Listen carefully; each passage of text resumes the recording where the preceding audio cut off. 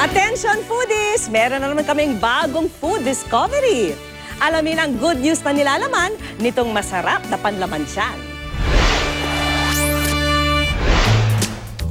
Kahit anong dieta ang pinaplano niyong gawin, pag nariyan na ang mainit na kanin, hay, mapapalaban ka pa rin.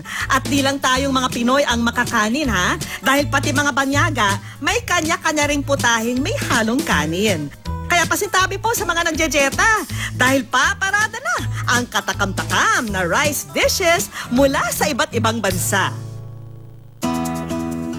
Simulan natin sa rice dish na binigyang bihis ng isang Pinoy favorite, ang sinigang.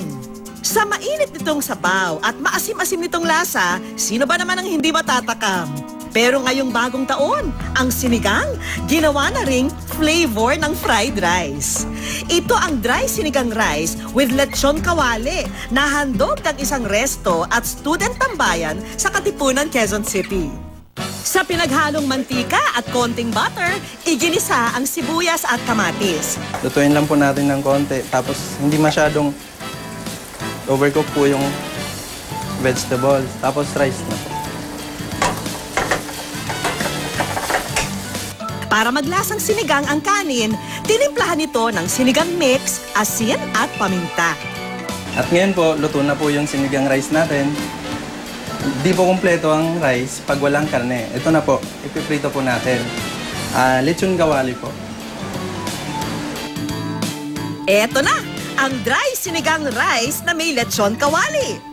Ang kakaibang Pinoy rice dish may enjoy for 180 pesos. Pero sarap kaya ito ng tunay na sinigang? Sarap. Yung kanin niya walang sabaw, pero sinigang yung lasa. Tapos may karne na rin siya. Perfect. Kung ang Pilipinas may sinigang, ang Thailand naman ay may sariling bersyon ng hot and sour soup, ang Tom Yum.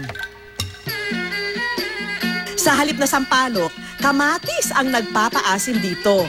Pampalasa rin ito ang tanglad, lime leaves at isang klase ng luya na kung tawagin ay galanggan. Ang manhang at mainit na sabaw na ito ay ginawa ring dry rice dish, ang Tom Yum rice na matitikman sa Kapitolyo, Pasig. We enjoy rice di ba? So sa atin pa lang we have this tendency na fried rice, kanin pa lang ulam na, di ba? So parang yun yung parang mindset na we want to put into that dish.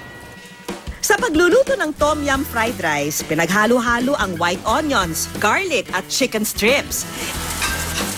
Idinagdag din ang galanggan, kinshay, dinurog na sampalok at kamatis.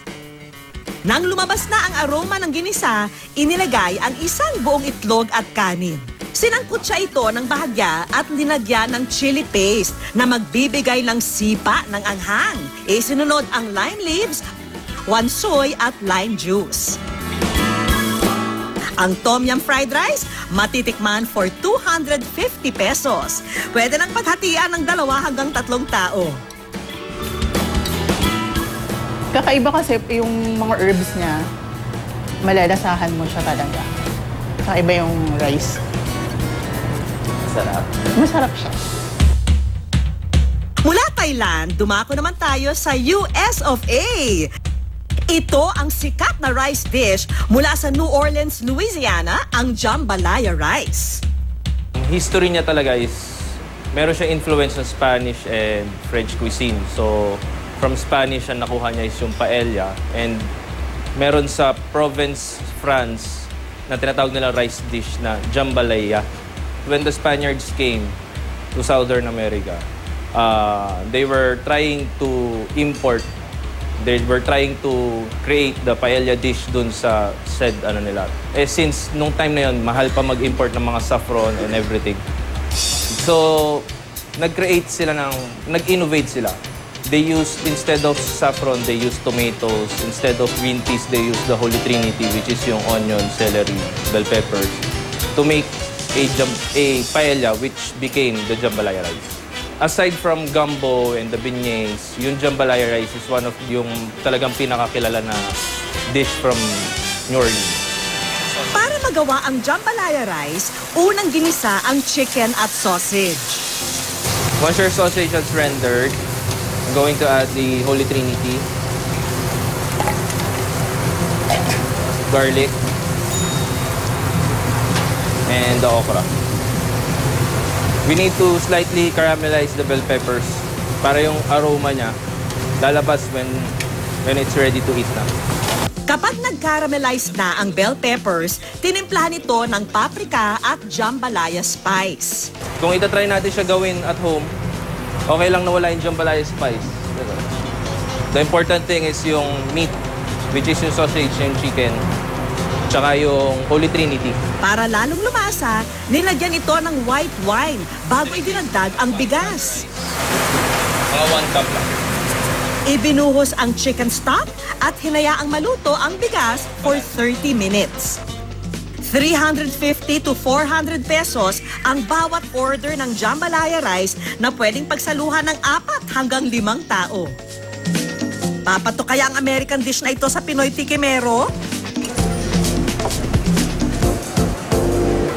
Masarap siya kasi hindi lang siya basta kanin, may kasama na siyang ulam.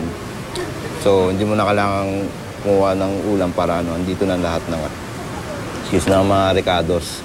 May konting anghang siya, tapos nagpapasarap sa kanya yung anghang. Gaganahan ka talaga. Aariba naman ang China na may binibida bukod sa yang chow. Ang rice dish na to, binubuo ng humigit kumulang na 20 sangkap. Binansagan itong sheep jumps over the wall rice ng isang resto sa Makati.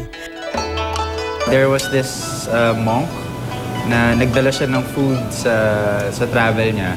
Tapos nilagay siya isang jar. Lahat ng components nilagay doon. Pagdating niya doon, pinakuluan niya. Tapos nung naamoy daw nung parang monk sa temple, so parang tumalon daw sila sa bakod tapos sinabol nila yung soup. So doon ang galing yung classic recipe niya. Unang tinunaw sa kawali ang foie gras na gawa sa duck liver. Dito itinisa ang sibuyas at bawang. Hiniwang pisngi ng baboy, pork belly at Chinese chorizo. Nang maluto ang mga karne, inihalo na ang kanin. Tinimplahan ito ng natural seasoning na gawa sa seafood at seaweed at mga pampalasang oyster sauce, patis at mirin o rice wine.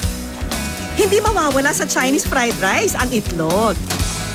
Iniluto ito sa sesame oil para mas malasa. Habang hinihintay maluto ang rice dish, isinalang ang tenderloin. At nang maluto na ang kanin at karne, inassemble na ang mga ito sa isang maliit na palayok. Ipinatong ang hiniwang tenderloin sa rice at nilagyan ng mga dahong pampalasa. Presenting ang sheep jumps over the wall rice na matitikman sa halagang 590 pesos at kasya sa 3 hanggang 4 na tao. Masarap siya. Sobrang malasa talaga yung mga ingredients. Para siyang hindi mo na kailangan mag-order ng main course kasi mismong yung fried rice niya malasa na tsaka yung lahat ng ingredients niya.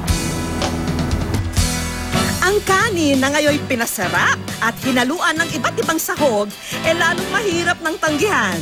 Kaya hindi nyo na masisisi ang di muna magjejeta. Dahil sa sarap ng mga ito, mapapasigaw ka ng extra rice pa nga.